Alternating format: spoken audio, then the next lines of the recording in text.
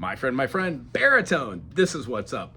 We've already done 2 of these videos, which are talking about how the tuning is different. If you already play an instrument that has strings on it, you will know this. When we put our fingers places, it makes sounds.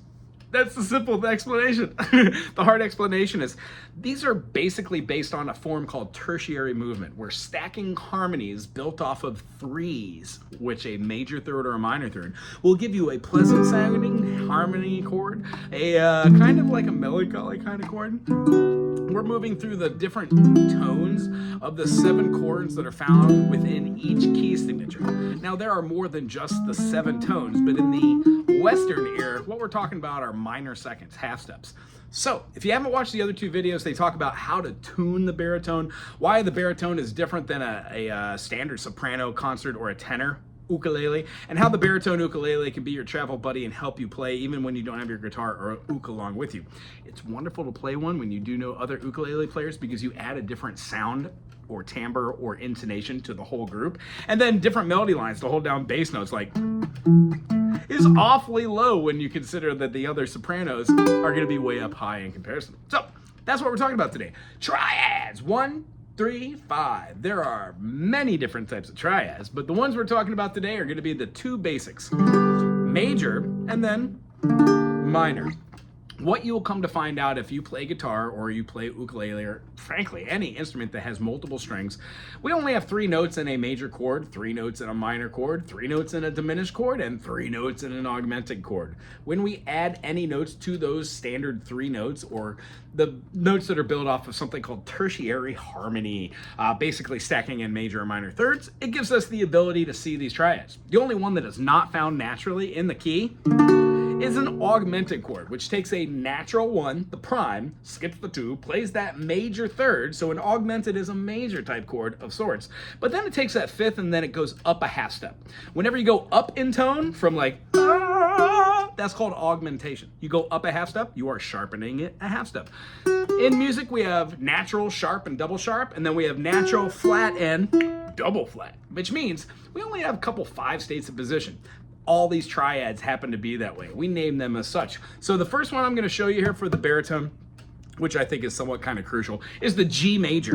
That's what we're going to start and end on, but I want to show you what the majors and the minors look like for just that triad.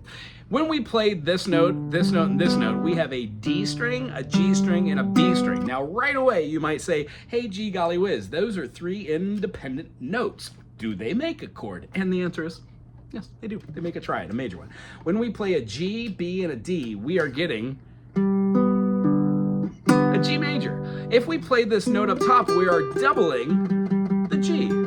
Hence, this has 2 G notes. It's up an octave. However, when we play that note, we are covering what would essentially be the E. So if we were to just play these 3 notes, and the addition of the E, in the key of G, which has 1 sharp, G, A, B, C, D, E, F sharp, G, we would just see the 6 as being a G6. This is a G6, or it's called an E minor 7. Either way you work it, those triads are going to spell that chord. That is a overwhelmingly hard thing to understand when you're starting to begin a new chord and you're like, I don't know what I'm doing here.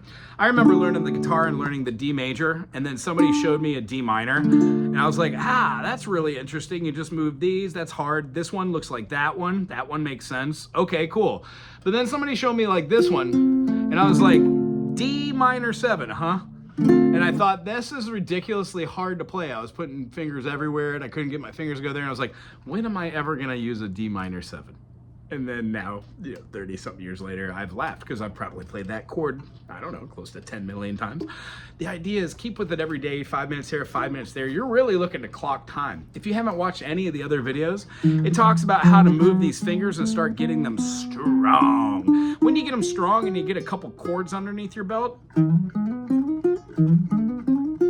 use different fingers over here to express yourself and see how they feel while doing the same function. Now, guaranteed, I'm not going to play with my pinky all the time, but it is good to make it strong.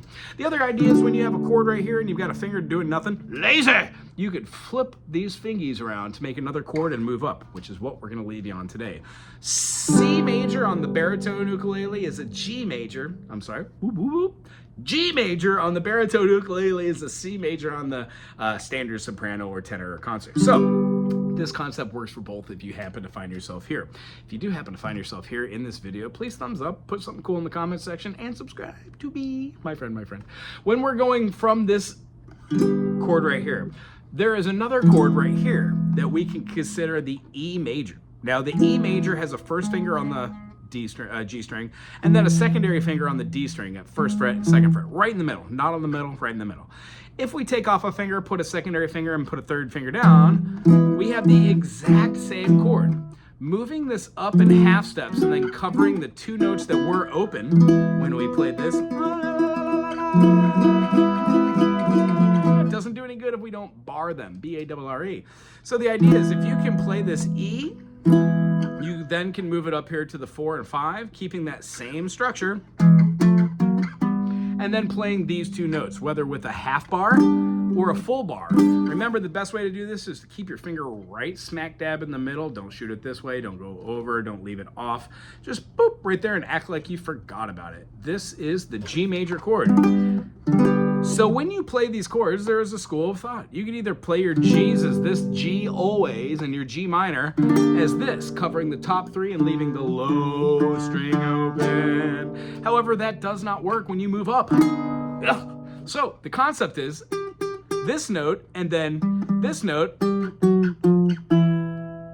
are the same note. Therefore, we can take this whole structure, play a partial bar, and then these two notes. And that gives you your major. And then by just removing a finger, gives you your minor, a full bar, and then just this note. Minor, major, major, minor, major, minor, major, major, minor, minor, minor, minor, minor. That's your first idea on how to move these chords. My whole teaching practice is built off of those two things. Getting these fingers strong. Eventually, we show what a major second is by skipping a minor second, not doing all the notes, but going in patterns. For a whole step, half step, whole step, whole step, whole step, half step, giving you the ability to see that scale in every key. That is the gateway to be able to flow in between these and learn melodies in any book and start exploring your own instrument on your own time.